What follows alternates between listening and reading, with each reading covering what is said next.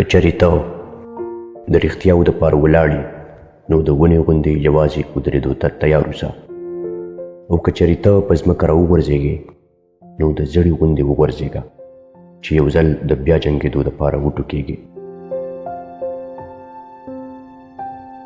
باید موږ د بخښنې صلاحیت سلامت وساتو. څوک چې د بخښنې طاقت نه لري هغه د مینې طاقت هم نه لري. په نړۍ کې هغه قوم بدقسمته وي چې پکې داسې خلک وزیږي چې خپله خو خدمت ته هڅاند نه وي، خو د نورو خدمت کوونکو په لار کې هم دیوال وي. د ناکامۍ فکر د هغه چا سره وي چې د خپل غرض دپاره کار کوي. کوم خلک چې د خدای په لار کې د خدای دپاره کار کوي هغوی ته چېرته هم د ناکامۍ غم نه وي.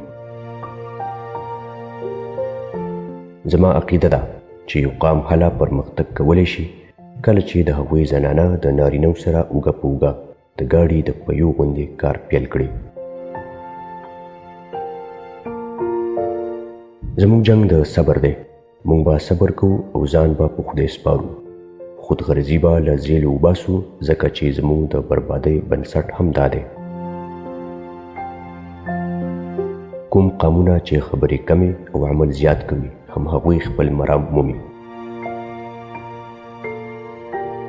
زموږ جنګ د عدم تشدد جنګ دی او په دې لاره کې راتلونکی هر درد او تکلیف به موږ په روڼ تندي زغمو.